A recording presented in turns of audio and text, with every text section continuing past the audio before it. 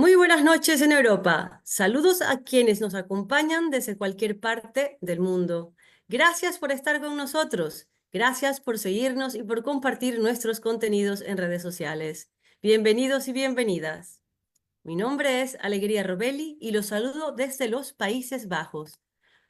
Con nuestros enlaces intentamos aportar a la información y a la reflexión para romper el relato que posicionan los medios hegemónicos y el gobierno. Enlace Latinoamericano Europeo, tiene el privilegio de estar con Javier Garaycoa Ortiz. El tema de hoy es democracia, elecciones e inconstitucionalidad. Nuestro invitado Javier tiene un PhD graduado cum laude de la Universidad de Castilla-La Mancha, España. Además, es doctor en jurisprudencia de la Universidad de Guayaquil. Es también doctor honoris causa en las universidades peruanas Inca Garcilaso de la Vega y Universidad de Ica. Es miembro del número de la Academia de Historia del Ecuador, es docente de posgrado y es ex procurador general del Estado. L le da la más cordial bienvenida a nuestro invitado. Javier, usted tiene la palabra. Muchas gracias. Buenas noches, allá. Muchas gracias por la presentación y por la compañía, ¿no? Cierto. Y quiero hacer primero una breve intervención para luego abrir un foro de preguntas. Diálogo, en realidad. Y quiero precisar algunas cosas, ¿no? ¿Por qué elegí el título? Y sobre todo, explicar algunas cosas que nos van a permitir entender los hechos, ¿no? Que son los que vamos a analizar. En primer lugar, la palabra democracia. No voy a hacer un análisis histórico de nada de eso, ¿no? Simplemente sus usos. Democracia, podemos entenderla en primer lugar como una forma de gobernar, no de gobierno, sino de gobernar, ¿sí?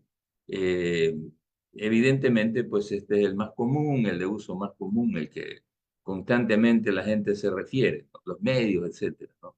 Pero no es el único. También es un método para relacionar a grupos sociales entre sí, ¿no? Es decir, que pueden hacerlo precisamente a través de mecanismos que les permiten eh, acordar determinadas cosas. Y luego es también una forma de discurso retórico referente a la política. Este es el ámbito teórico de lo que es la democracia. Primera cuestión entonces, ¿no? Pero hay también otro elemento al cual se vincula casi unilateralmente el término de democracia, que son las elecciones, ¿no? Pero la elección no es más que, en realidad, o el comicio, ¿no? No es más que un procedimiento que nos permite asignar respaldos populares para determinada propuesta. No es más que eso, ¿no? Claro, esto tiene importancia porque quien tiene mayoría, pues evidentemente es el electo, la persona que va a precisamente ejercer una magistratura, ¿no? Pero como ven ustedes, el tema de la elección es solamente eso, un mecanismo de contar, que incluso tiene reglas de contabilidad, reglas por las cuales se asignan, sobre todo en el ámbito pluripersonal, se asignan justamente caños en el caso de la Asamblea Nacional que se va a elegir. Bien, eso en primer lugar sobre el tema este de democracia, ¿no?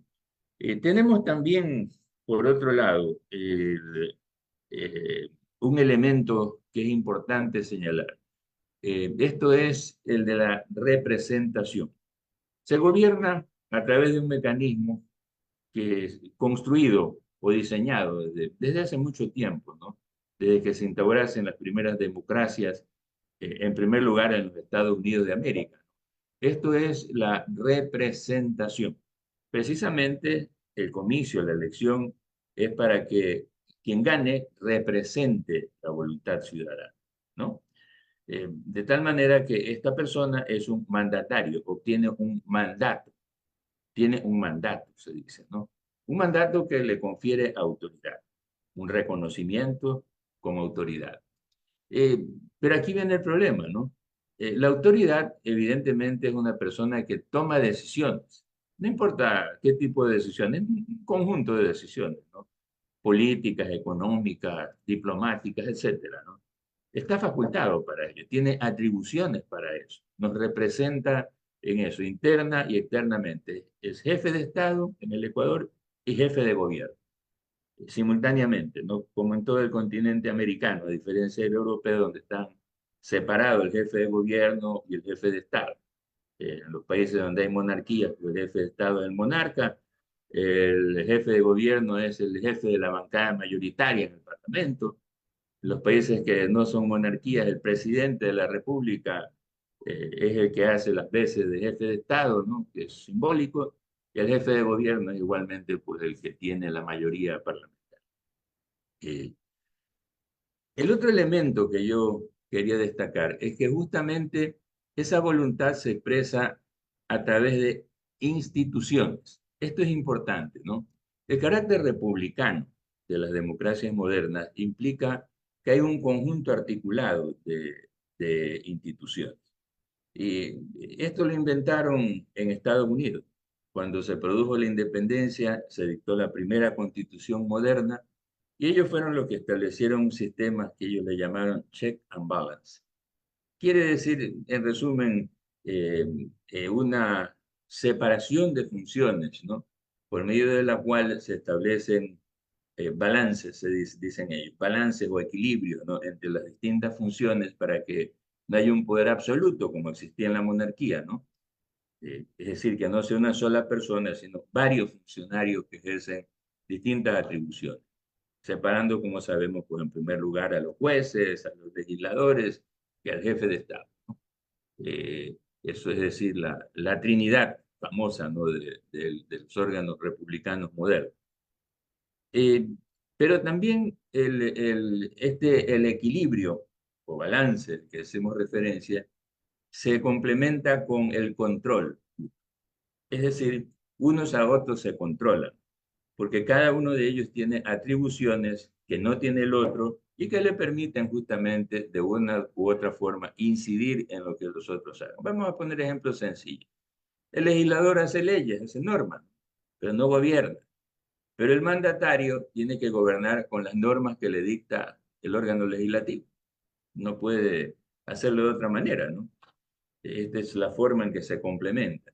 Y por supuesto, el órgano legislativo controla que se cumpla con los objetivos contenidos en el mandato y con las normas. Finalmente, el cuerpo normativo es el que establece las atribuciones, las regula a través de principios, ¿no? Hoy hay un principio que es básico, el principio de independencia de las funciones. Cada una de ellas actúa independientemente de la otra. Es decir, cada una toma decisiones en su ámbito y ese ámbito es propio de ellos y nadie puede intervenir en ese ámbito, ¿no? Por supuesto, pues se pueden dar este tipo de intromisiones, ¿no? Pero se considera como una forma extraña, no aceptable, repudiable porque se vulnera este principio de independencia. En el Ecuador, en la nueva constitución, además de estas tres funciones clásicas, hay dos más que fueron añadidas en la constitución, que es la función electoral, que tiene un papel importantísimo ahora, donde está el Consejo Nacional Electoral y el Tribunal Contencioso Electoral, es decir, tiene su propio organismo jurisdiccional, que es el que revisa exclusivamente las decisiones administrativas que toma el Consejo Nacional Electoral. Por tanto, pasa a tener un protagonismo, sobre todo en esta época, ¿no? Y es importante destacar eso. Y el otro es el Consejo, perdón, los organismos de control, ¿no? Cuyo centro está en el Consejo de Participación Ciudadana y Control Social. También ha tenido episodios y sobre eso también vamos a hablar ahora. Después les explico por qué. Bien, ya tenemos el panorama, ¿no? Normativo, claramente. Pues bien, lo que está sucediendo es que nosotros estamos viviendo en este momento en el país un proceso de desinstitucionalización. Es decir, las instituciones no están funcionando acorde a como establece la Constitución y se superponen, chocan entre ellas y además invaden decisiones. Yo quería referirme hoy básicamente a un hecho, ¿no? El tema este de que el presidente de la República, Daniel Noboa, decidió, pues, él, de modo propio, ¿no? Sin que medie una interpretación que le faculte, porque él no tiene la facultad ni la atribución para interpretar ni la ley, ni mucho menos la Constitución, ¿no? Esa no es su función. Que la participación que él iba a hacer no era una reelección, es decir, que él no iba a ser parte de una reelección y que por tanto no tenía que pedir licencia a la Asamblea Nacional. Hay una norma que sufrió una modificación en la Ley Orgánica Electoral, Código de la Democracia también, que se le llama, en el artículo 93, que dice lo siguiente, me permito leerlo. Los dignatarios de elección popular podrán reelegirse por una sola vez, consecutiva o no, para el mismo cargo. Primera cuestión. Las autoridades de elección popular que se postulen por un cargo diferente deberán renunciar al que desempeñan antes de presentar la solicitud de inscripción de su candidatura.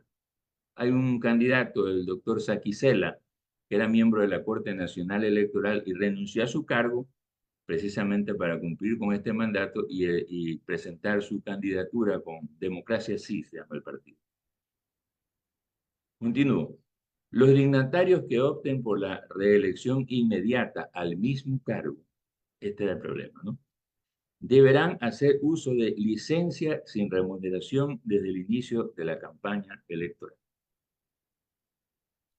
¿Quién verifica esto? Sencillo. Todos los requisitos se los hace a través del organismo electoral, en una universidad, en cualquier parte, ¿no? El organismo electoral es el que recibe y registra o inscribe las candidaturas una vez que verifica que todo está, se cumplen con los requisitos mínimos, ¿no? No son muchos los requisitos, pero este sería un requisito indispensable. Que lo han cumplido, ya mencioné, el doctor Saquicela, ¿no? Por ahí hay otro candidato, el profesor Escala, que es de Unidad Popular, lista 2, que es docente, es profesor, ¿no? Y igualmente pidió permiso, ¿no? Solicitó licencia sin sueldo para poder terciar como candidato electoral. Y los demás, pues la mayoría no tienen cargos públicos, ¿no? La mayoría no tienen cargos públicos de los demás participantes. Pero aquí estaba el problema. El señor Daniel Noboa resolvió que él no iba a una reelección. ¿Por qué? Porque decía él que estaba concluyendo el periodo del presidente Lazo por la muerte cruzada y que por tanto no era una reelección y de esa manera pues él no tenía que pedir la licencia, ¿no? Él puede tener esa opinión, no hay problema. Pero el problema es que esa opinión no es la que debe necesariamente aceptar el Consejo Nacional Electoral, que tampoco puede aceptarla por sí misma, sino que podría elevar una consulta al contencioso electoral, que es un organismo jurídico, ¿no? Y que puede absolver si es así o no es así. Porque el máximo organismo judicial en esta etapa es el Tribunal Contencioso Electoral. ¿Qué tenemos ante eso?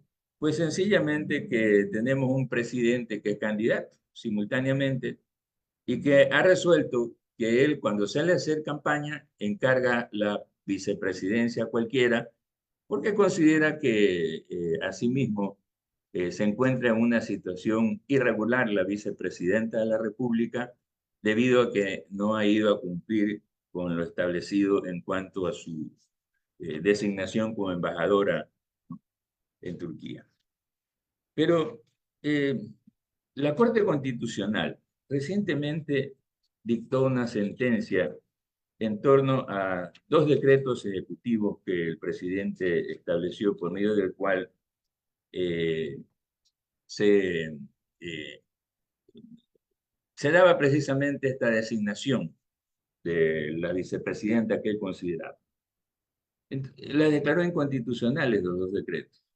A ver, ¿por qué? Primero, ¿por qué pedía, por qué motivo aducía perdón, Daniel Noboa, que él podía encargar la presidencia? Él decía que era por motivos de fuerza mayor. ¿Qué es fuerza mayor? Para quienes no son abogados, ¿no? Fuerza mayor es un acto que no se puede prevenir. Menciona dos casos, ¿no? Enfermedad o fuerza mayor que sea mayor a 30 días, dice. Entonces, es decir, un periodo de tiempo en el cual se encuentra imposibilitada una persona para realizar sus funciones y el cual puede hacer precisamente este tipo de encargo. Eso lo hacen mucho los presidentes cuando salen del país. Van a algún evento y dejan a alguien allí, a pesar de que ellos siguen despachando. Es decir, no hay ninguna alteración.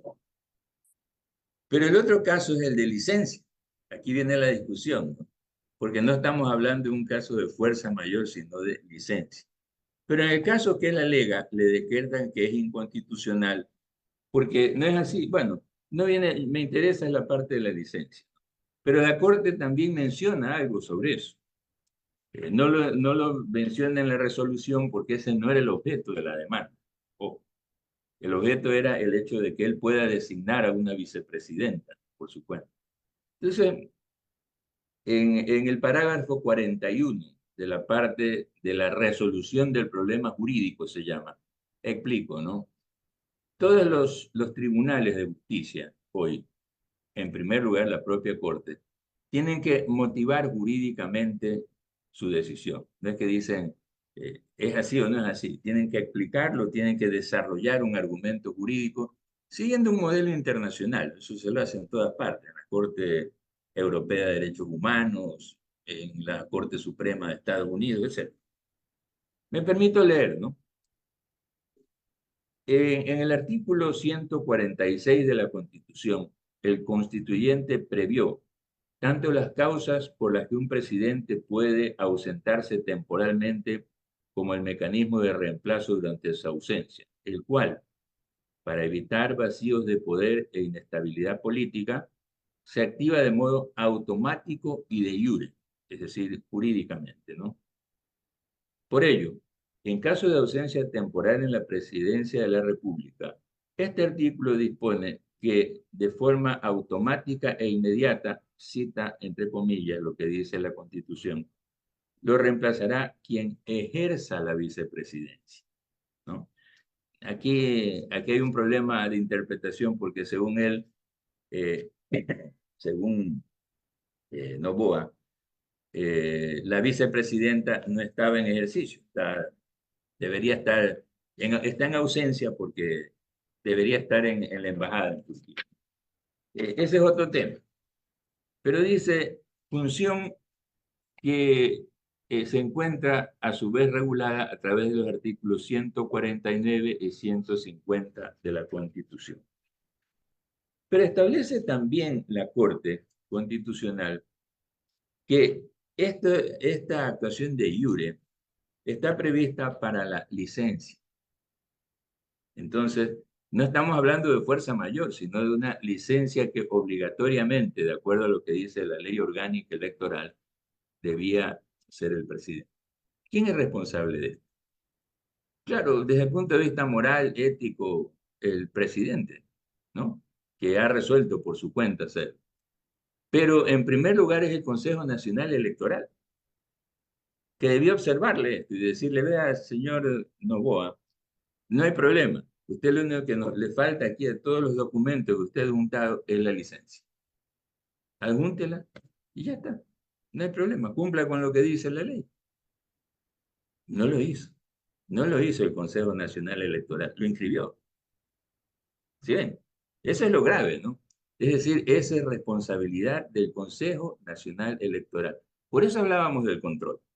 Por eso la independencia de la función. Recuerden que la electoral es una función y que por tanto pues debe vigilar por la transparencia de estas actuaciones. Debe darse un trato igual a todos los candidatos.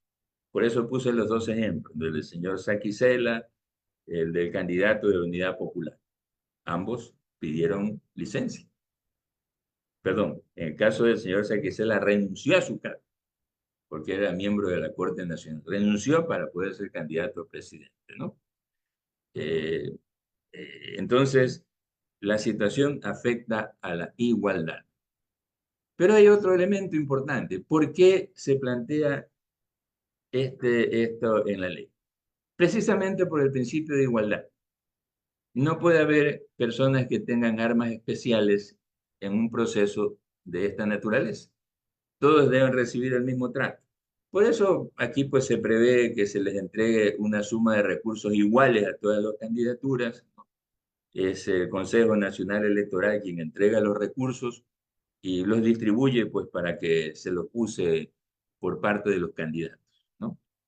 Entonces, pero si alguien está en un cargo público, puede disponer de recursos públicos, de bienes públicos, de personal público, etcétera, porque precisamente pues ostenta la máxima magistratura del país.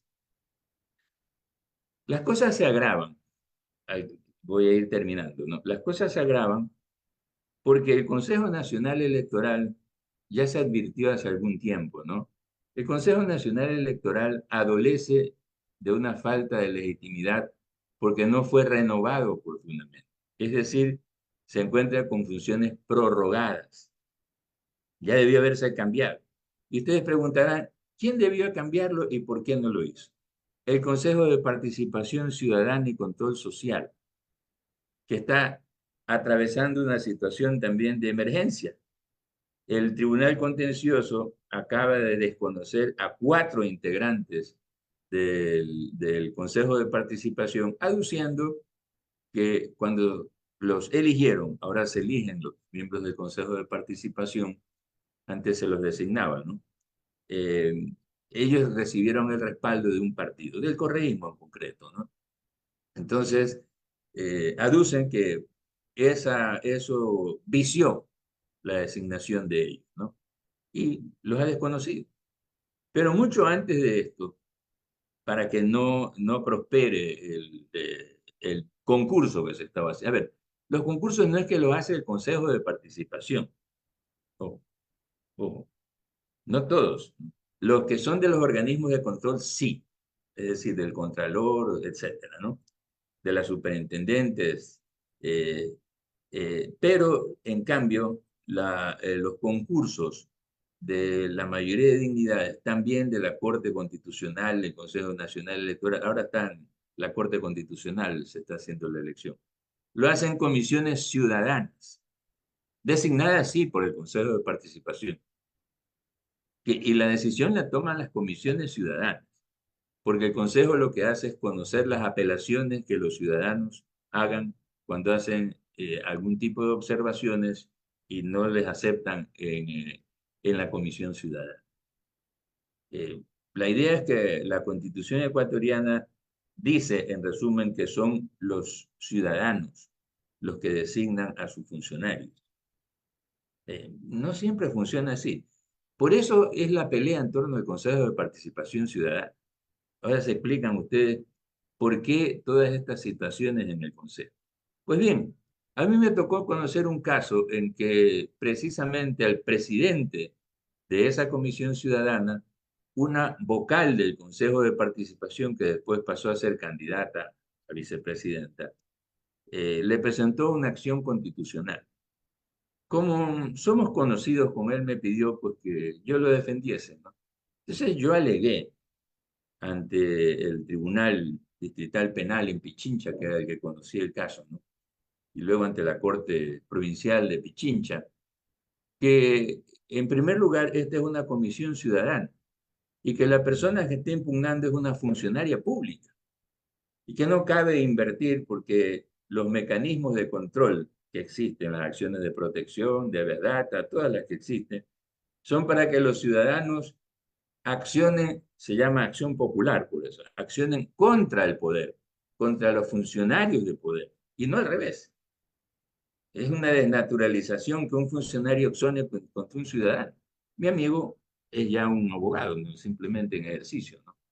Fue funcionario, él estuvo en la Corte Constitucional anteriormente, pero ya no está en el libre ejercicio. Pero bueno, este es el antecedente y como ven ustedes se ha armado un enredo, ¿no? ¿Qué pasa ahora? Yo sostengo, primero, que el presidente debe cumplir con solicitar licencia. Ustedes dirán, pero ya termina la campaña, ya son las elecciones, ya este domingo, ¿no? Sí, es verdad, ¿no? Pero independientemente de eso, él tiene que pedir excusas. Eso es lo procedente, ¿no? Y como probablemente él esté en la segunda vuelta, pues bueno, en la segunda vuelta tendrá que cumplir durante ese periodo electoral, lo de la licencia. Y de otro lado, el Tribunal Contencioso debe sancionar al Consejo Nacional Electoral. Y por supuesto, de una u otra medida, hacerle observaciones o sanciones. Eso es potestativo del Tribunal Contencioso, ¿no? Al mismo presidente, porque él resolvió no presentar. Pero lo grave es que el Consejo Nacional no corrigió eso. Bien, entonces, como ven ustedes, este es el panorama que vicia el proceso electoral. Esto, por cierto, algunos candidatos ya lo han dado a conocer a nivel internacional. Ojo, porque esto genera un procedimiento que deja en dudas la actuación del Consejo Nacional Electoral, que no muestra precisamente, no da un buen argumento sobre la independencia para conducir un proceso electoral por parte de este Consejo, al haberle permitido esa ventana. Hasta ahí mi intervención para que ustedes puedan hacer las preguntas, ¿no? Muchas gracias.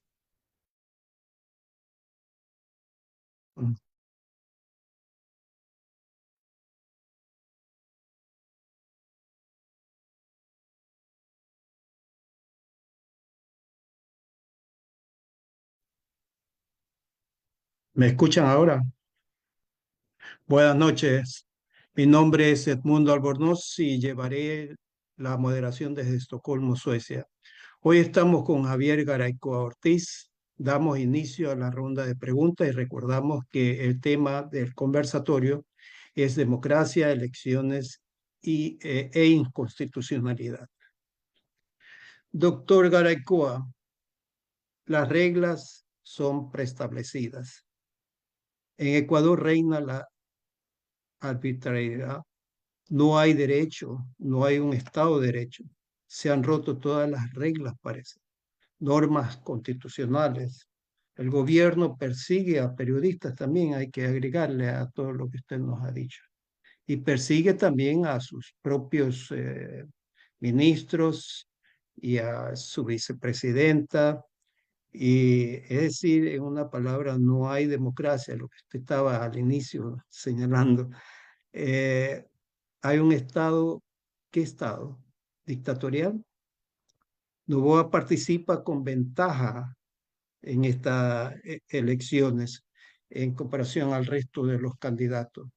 Usted estaba señalando, se debe castigar esto. ¿Quién castiga? El Consejo Nacional Electoral, el Tribunal Contencioso. Eh, ¿Y de qué sirve, digamos, en este momento si ya estamos dentro de las elecciones próximas en un par de días? Es una pregunta interesante, Bruno. Yo voy a contestar muy brevemente porque hay que permitir que otras también pregunten. En realidad, este es un proceso de desinstitucionalización, yo lo dije, del país, ¿no? Porque no se está operando de conformidad con las atribuciones que la Constitución establece, ni respetando las normas que ella establece, ¿no? Pero el problema es que esto no es de ahora.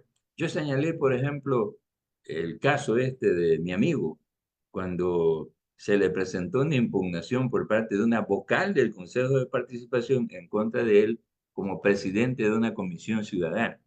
Es decir, el lobo en contra de las ovejas.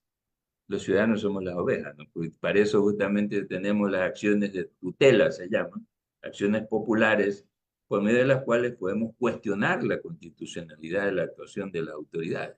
Voy a señalar otro, a manera de ejemplo. Está en marcha el concurso para sustituir 3 jueces de la Corte Constitucional. Bueno, se abrió un concurso público, ¿no?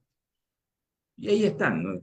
Ya están en la fase de calificación de méritos, ¿no? Después vienen preguntas, etc.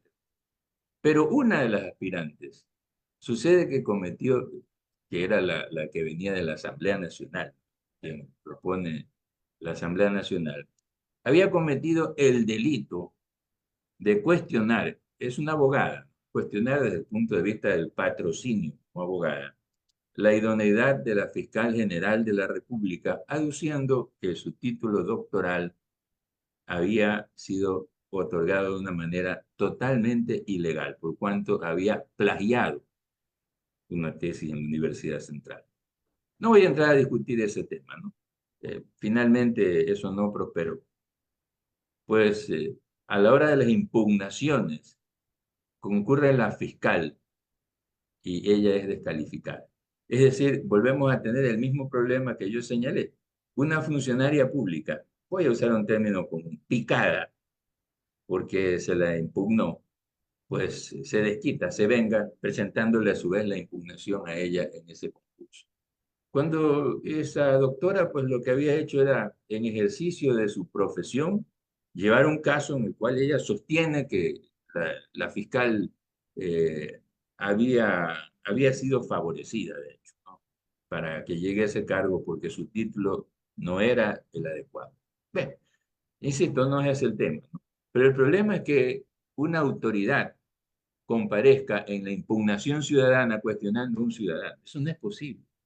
Eso no es posible, insisto, por eso estoy hablando de esta desinstitucionalización en el país. ¿Qué clase de Estado es este? Es un Estado, el término hay que ser exacto, ¿no? Para no, una dictadura suena todavía muy terrorífica.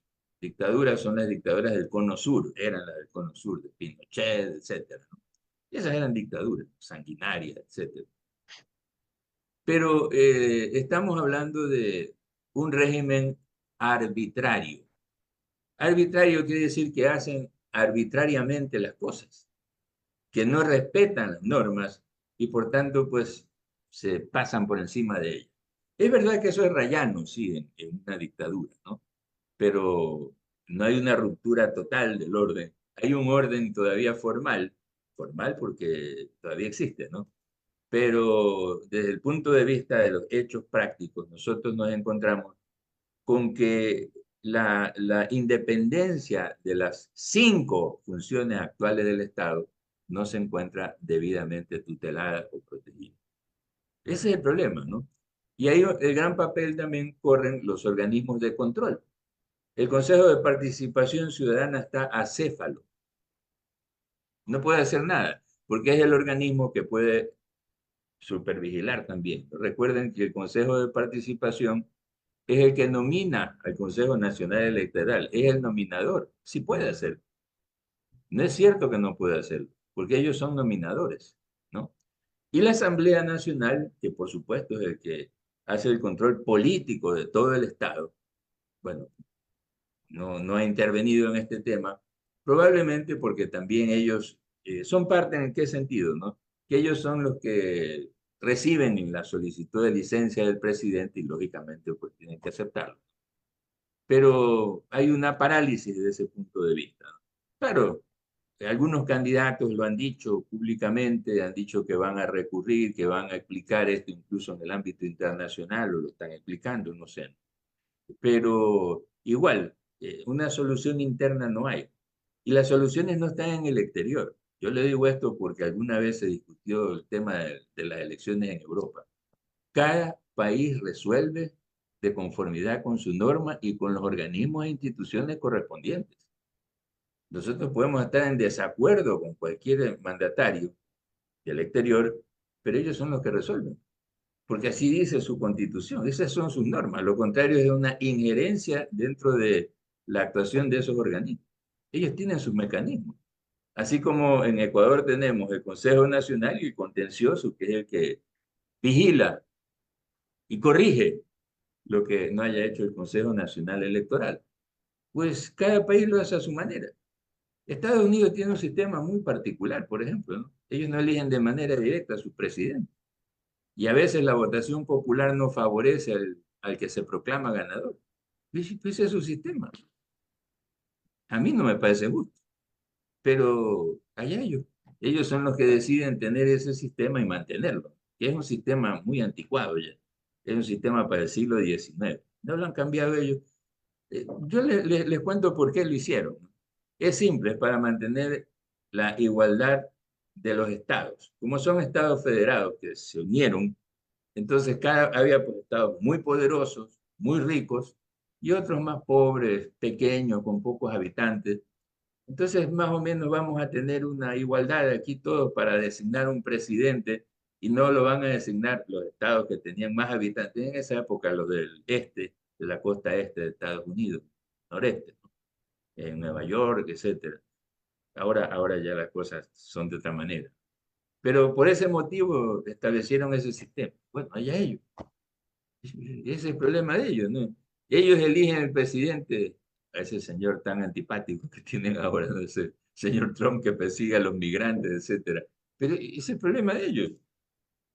¿Cómo nosotros podemos cuestionar eso? Que lo resuelvan ellos, ¿no? Bueno, eso era lo que quería decir sobre este tema. Doctor, según encuestadoras serias, digamos, dan una ventaja a Luisa González de aproximadamente un 7% hacia Noboa. Eh, ¿Qué opina acerca de eso?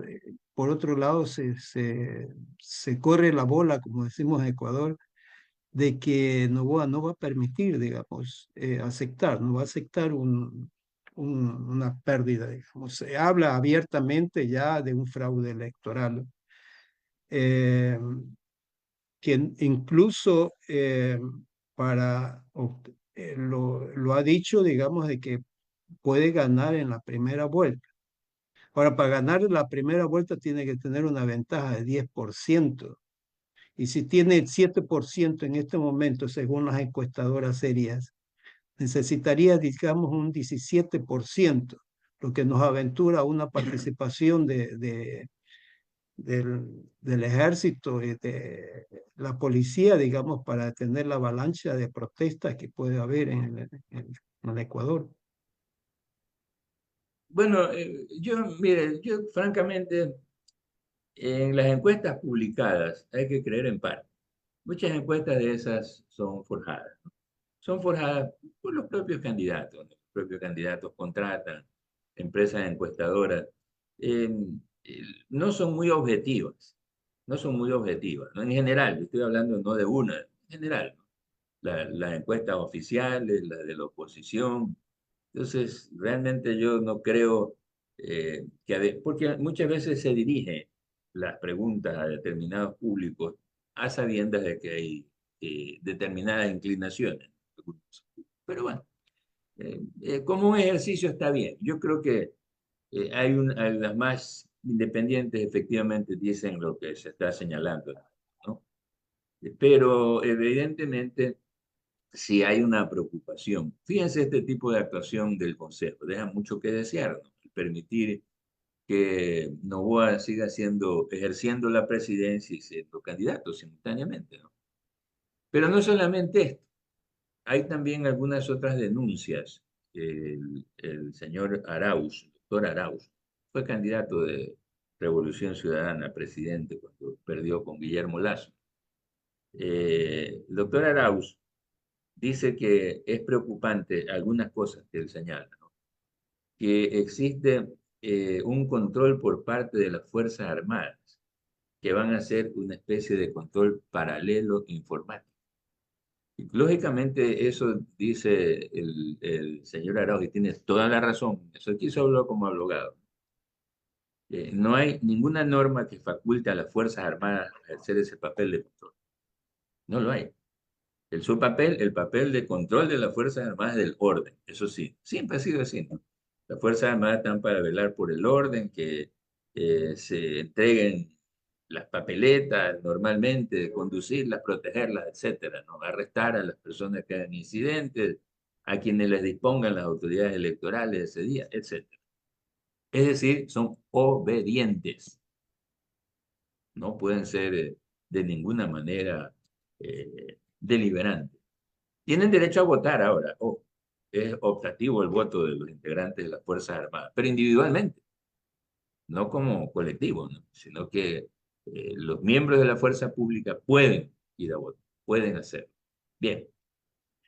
Entonces, yo creo que sí hay muchos problemas en cuanto a la idoneidad, en cuanto a los controles, porque yo insisto, ¿no? no existe independencia, es evidente que no existe independencia en este caso de la función electoral, ¿no? La actuación, el hecho mismo de que hayan hecho la vista gorda, por decirlo menos, frente al incumplimiento de este requisito legal por parte del presidente, el único, ¿no? Porque sí le aceptaron al doctor Saquicela, al profesor Escala, a ellos sí le aceptaron, al uno la renuncia, al otro la licencia. Pero ¿por qué no al presidente? Eso es desigualdad, pues. Eso es trato desigual. Eso está prohibido en la Constitución, el trato desigual. Es discrimen, por tanto, ¿no? Discrimen positivo a favor del presidente. Y eso no se puede hacer ni tolerar, ¿no? Por supuesto, eso implica también una actuación irregular en su partido. Pero bueno, esperemos a ver qué sucede, ¿no? Ya faltan pocas horas. Lo que sí creo que es importante que la ciudadanía esté alerta, porque el clima que se ha generado, recuerden que hay un clima de temor, de miedo incluso, ¿no? Tras el tema de la muerte de estos 4 niños de Guayaquil, del barrio de las Malvinas, ¿no? El clima, por la presencia de la fuerza pública, es tremendo, ¿no? Escuché una denuncia que hacía uno de los organismos de derechos humanos internacionales, ¿no? Que decía que se están indagando 80 casos, 80, más de 80 casos, escuchen bien, de ejecuciones sumarias durante estas declaraciones de estados de excepción. Aclaro, aclaro, ¿no? No todas las ejecuciones sumarias son de la fuerza pública.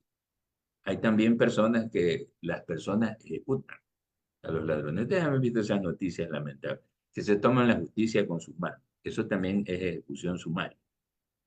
En este caso, hecho eh, por, eh, por una muchedumbre, lo cual también es condenable. Pero son más de 80 casos.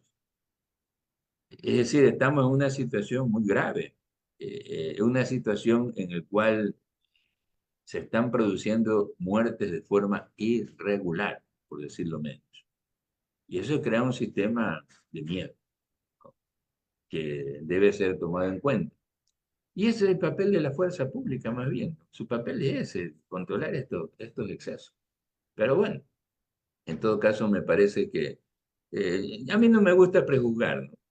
Bueno, en mi profesión no se puede prejuzgar, hay que partir siempre de hechos. Nosotros opinamos sobre hechos y, bueno, los hechos deben ser juzgados. No, pero desde el punto de vista político, sí, yo sí digo que es necesario tomar precauciones, que hay que tomar con pinzas esta situación irregular. Voy a decir algo importante, y con eso me parece que sintetizo lo que he señalado. Hay una clara intención de desmontar la actual constitución. Eso es todo. En eso consiste todo el problema. Y desmontar la actual constitución es desmontar todo un conjunto de garantías, de procedimientos tutelares, de derechos específicos, derechos de la naturaleza, del buen vivir, de los pueblos indígenas, etcétera, etcétera. Este es el problema central político, ¿no? Pero como no se atreven a hacerlo abiertamente, es decir, con una asamblea nacional, una asamblea constitucional, constituyente, porque tienen temor de que la gente no deje pasar eso, pues la van desmontando. Miren, así empezó el caos que vive hoy Italia. La constitución de posguerra, la constitución antifascista que hicieron en Italia, que era bastante avanzada, ¿no? Para su época, después de la caída del fascismo, fue desmontada paulatinamente en los años 70 y 80 con estados de excepción, con el pretexto de combatir las brigadas rojas, la efervescencia, el carácter Aldo Moro. contestatario, sobre todo del movimiento estudiantil. Muchos intelectuales fueron perseguidos, represaliados, encarcelados, desterrados, y se fue desmontando las garantías de carácter constitucional. ¿Eso en qué concluyó? En que se acabó el régimen de partidos. Ya no hay partidos en Italia. Ya lo que hay es agrupaciones de todo tipo, incluso fascistas. Sí, ¿qué es la actual primera ministra de Italia? Sí. Mm. Eso, eso. Eh,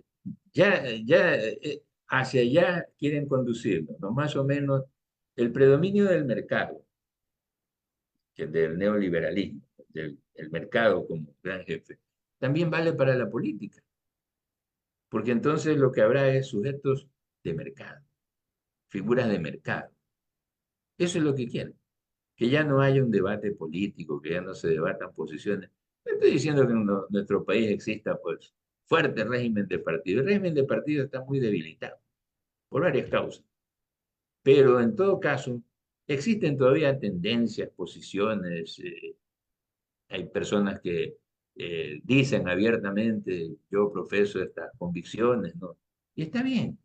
Es decir, se mantienen las posiciones, las posturas ideológicas, llamémoslo así, aunque el régimen de partido casi no existe, ¿no?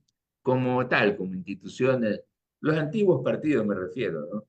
Liberal, conservador, la izquierda democrática, democracia popular, que eran un poco los partidos fuertes de antaño, partido socialista, ya no hay. Pero ahora todavía hay tendencias. Eh, pero el problema es que pasa a primer plano, al igual que pasa allá en los países del norte, ¿no? El mercado, la imagen, la venta de imágenes, ¿no? De imágenes como muñecos de cartón, etcétera, ¿no? Es decir, usar toda una serie de artilugios, de artificios que sustituyen un debate serio, ¿no? Sobre los grandes problemas. Por ejemplo, el tema de la electricidad, que tanto daño causó a nuestro país. ¿Saben ustedes a qué se debe todo eso? Sencillo, a que se tomaron los recursos. Esto lo sé directamente porque yo trabajé con los trabajadores que laboran en CENEL, ¿no? Eh, Se tomaron los recursos de las empresas públicas energéticas para pagar los bonos de la deuda externa y así acceder a los créditos del Fondo Monetario Internacional. Esos recursos no son tampoco de esas empresas, son lo que pagamos nosotros por el consumo de electricidad. De allí salen esos recursos, que son un presupuesto propio de acuerdo a la Constitución, porque son empresas estratégicas y deben invertirlas en el servicio. Después, si tienen sobrantes, deben pasar al presupuesto general del Estado. Eso no es un servicio que el Estado financia, no es cierto. Eso lo financiamos nosotros. Parece increíble, ¿no? Por eso es que han podido comprar plantas energéticas ahora, porque ya engordó el chanchito. Seguimos pagando la electricidad. No había dinero, lo habían gastado, pero como seguíamos pagando lo mismo, sin que tengamos muchas horas de electricidad, pues sencillamente el chanchito ya se engordó. Entonces ahora sí pueden comprar. Víspera de las elecciones se pueden comprar los equipos energéticos, ya no hay apagón. Sí, sí, es fácil solucionarlo.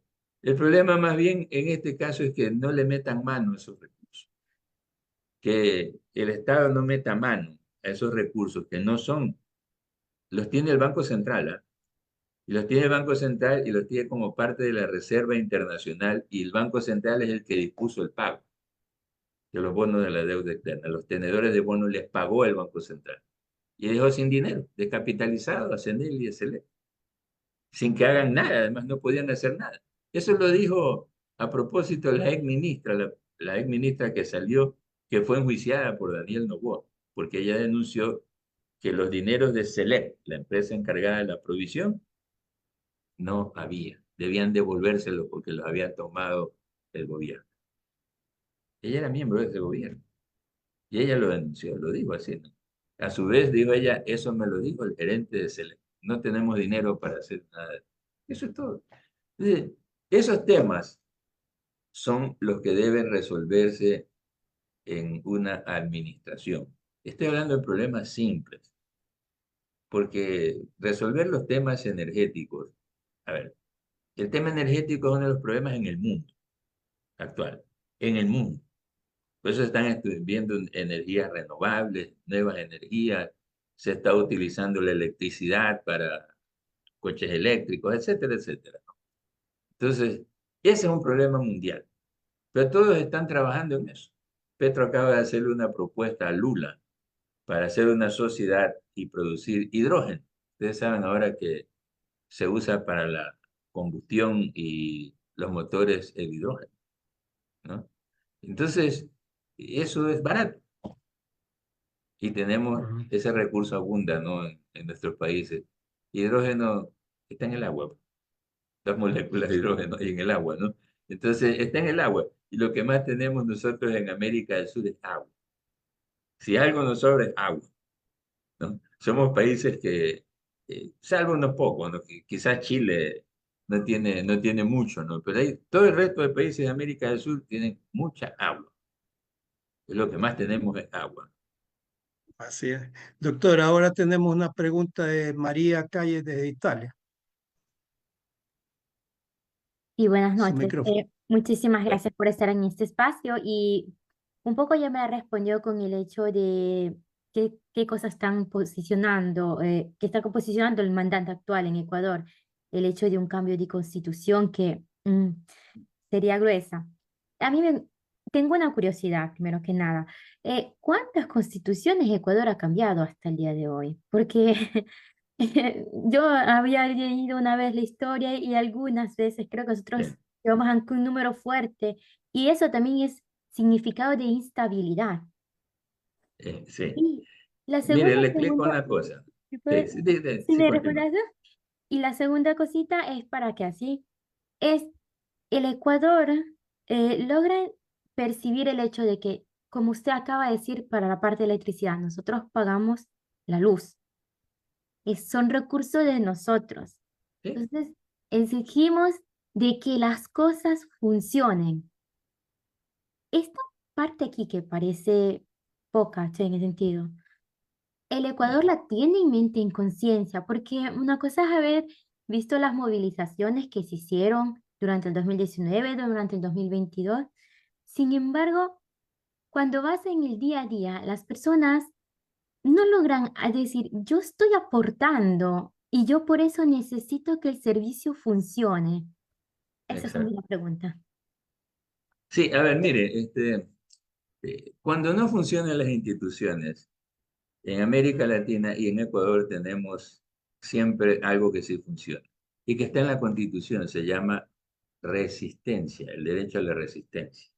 La Constitución también trae ese derecho a la resistencia. Ojo, eso implica que los ecuatorianos tenemos derecho no solamente a presentar acciones de protección, que sí se los hace bastante, ¿no? A veces mal, pero se abusa, pero ya es otro tema, es un tema jurídico. Pero tenemos más que eso. Cuando eso no funciona, nos queda el recurso al pataleo. Y está en la Constitución ecuatoriana. Consagrado se llama artículo 98 de la Constitución, derecho a la resistencia, que incluye no solamente la oposición a los atropellos, sino el reclamo de nuevos derechos.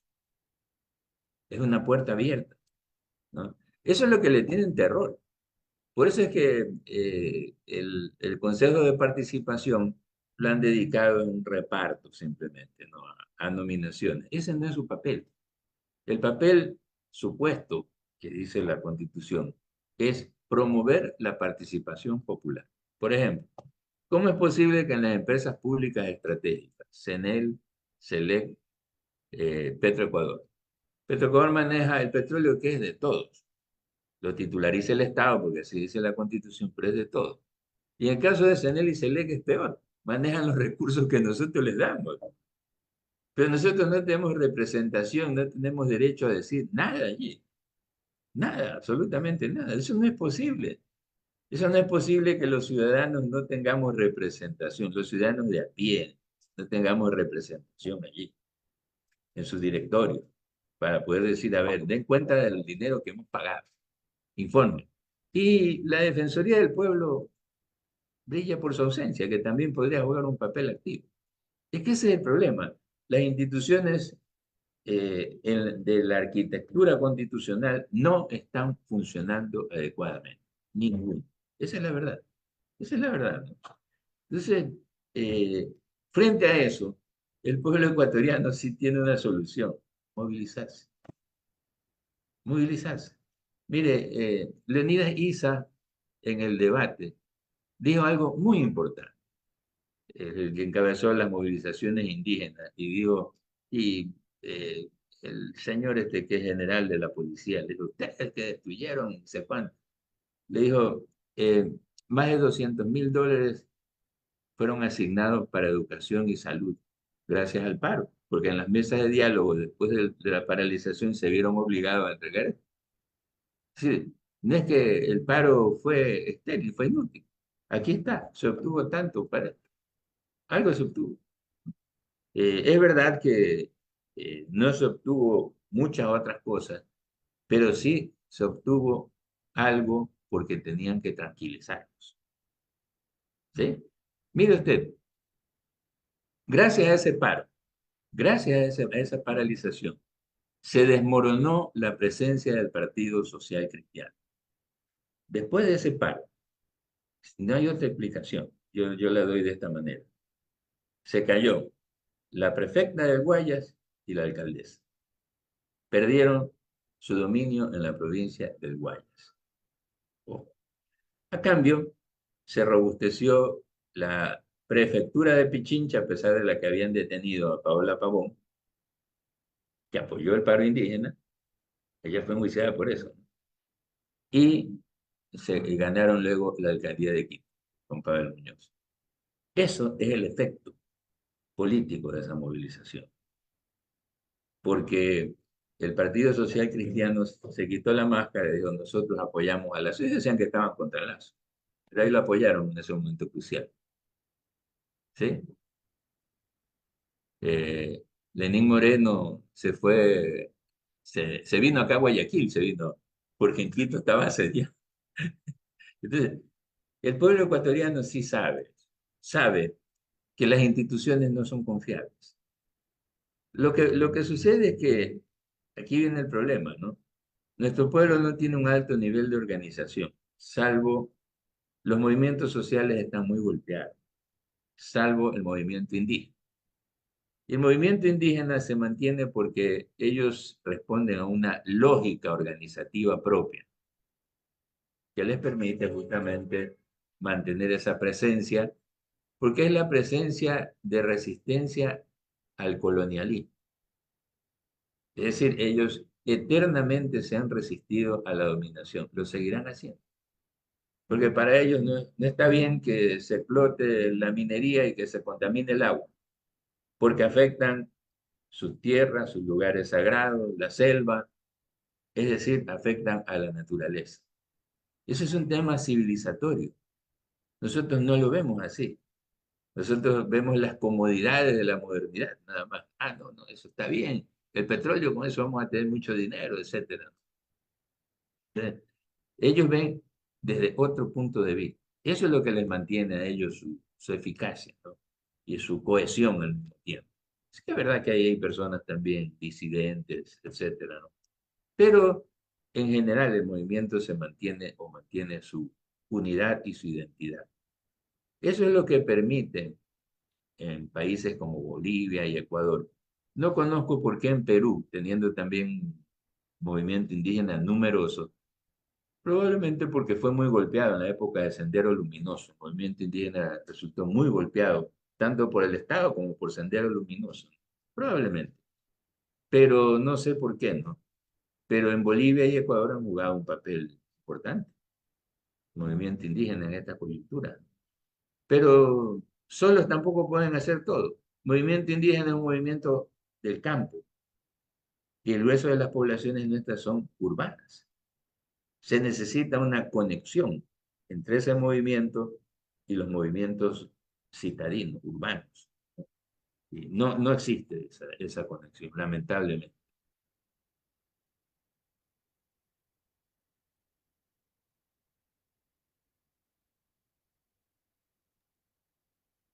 Disculpe, las constituciones, ¿cuántas fueron? Ah, sí, olvidé, ¿no? Son 30 y pico, pero mire, lo importante es que en realidad el número de constituciones es secundario. Importa en realidad los tipos de constituciones. Nosotros tuvimos constituciones conservadoras a lo largo del siglo XIX, clericales incluso al extremo, algunas de ellas. Y luego las liberales y las sociales, que hemos tenido unas poquitas. Esta es una, la que tenemos actualmente. Son en realidad tres grandes tipos de constituciones que hemos tenido. Entonces, de ahí pues el número tiene variantes por una serie de condiciones, ¿no? Que tienen que ver con apetitos de carácter regional, particular, etcétera, ¿no? Pero yo creo que lo más importante son los tipos de constitución que hemos tenido, ¿no? Así, como un gran panorama, ¿no?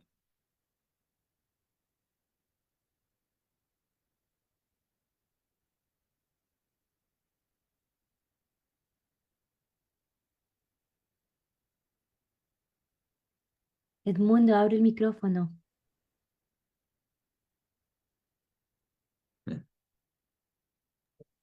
Ah, el sonido, no me escuchaba. Perdón. Empiezo, que me llega por Facebook una pregunta para el doctor. ¿Quién es actualmente la vicepresidenta? Y dada la ilegitimidad de su cargo público, una pregunta, estamos hablando de un delito que podrá ser penado a posteriori. No puede ser que el Ejecutivo y la función electoral hagan y deshagan en el país.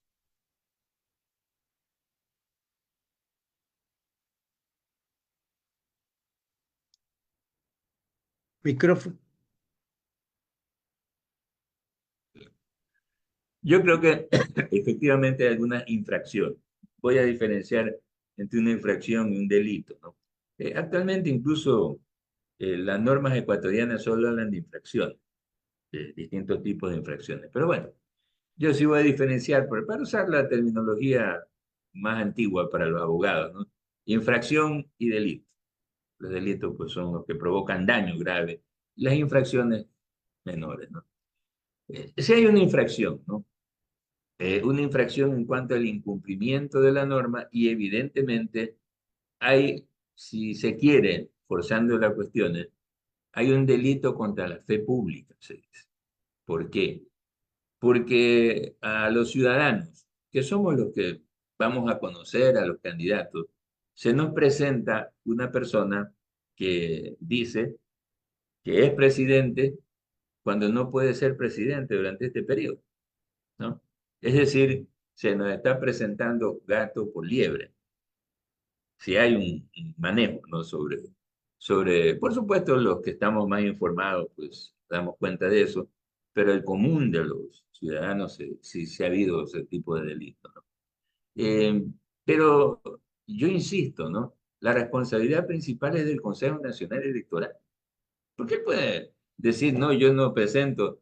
Pero si el Consejo le dice, "Verá, señor, no le inscribimos si usted no trae eso", sencillo.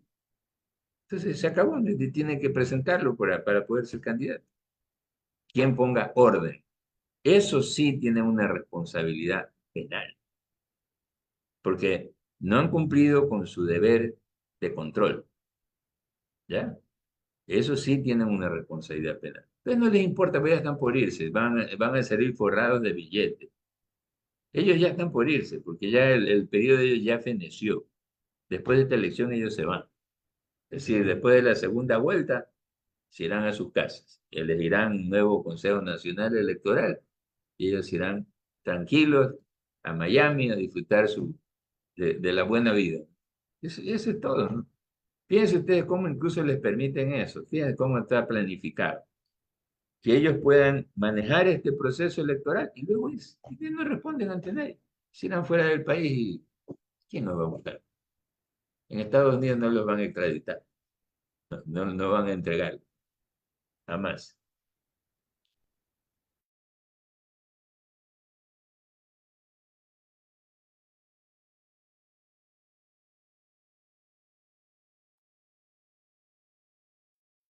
Perdón, otra vez el micrófono. Atamaín, en noviembre del año pasado, Atamaín ya concluía sus servicios ahí, ¿verdad? Todos terminan. Todo. Sí. Mm.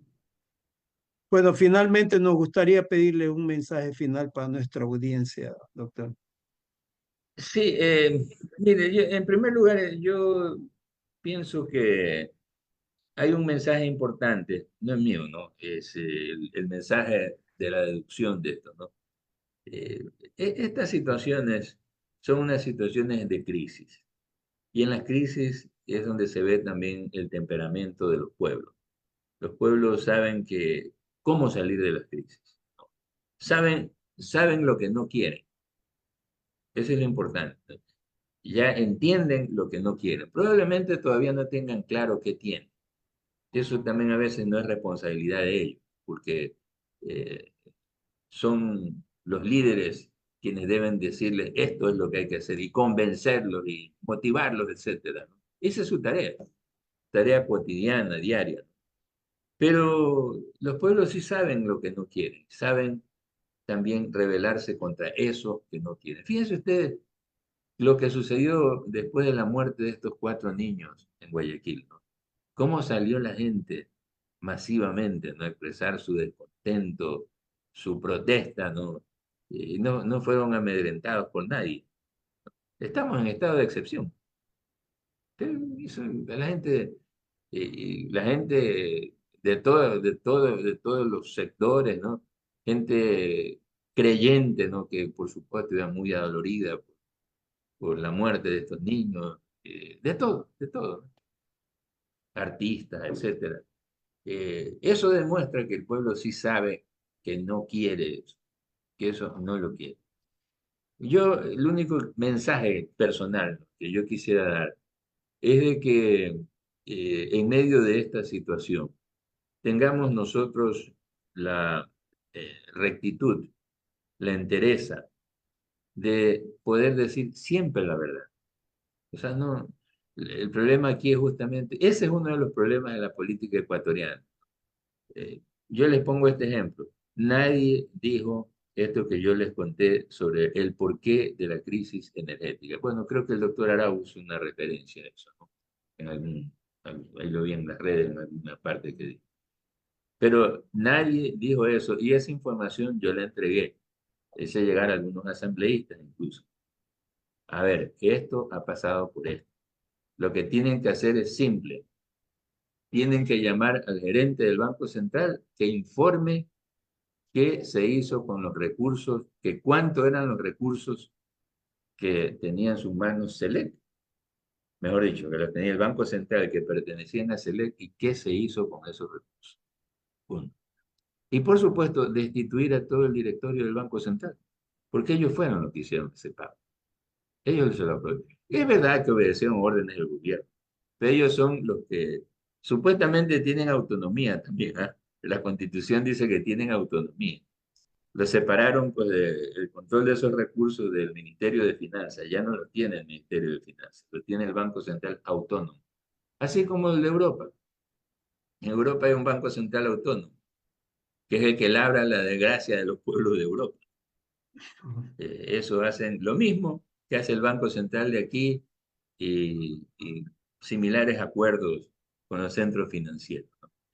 Pero, por ejemplo, hayan salvado de la quiebra a muchos bancos. Están preocupados, eso es lo que les preocupa en Europa, ¿no? El Banco Central ha salvado a muchos bancos, pero a las personas a los cuales esos bancos condujeron a la ruina, nada, nada, para ellos nada.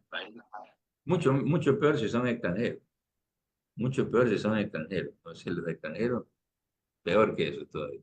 Más aún con el renacimiento de estas ideas nacionalistas, xenofóbicas, que lamentablemente están prosperando en un continente como Europa, ¿no? Es una lástima que eso prospere. Pero eso es culpa de una cuestión, el eurocentrismo.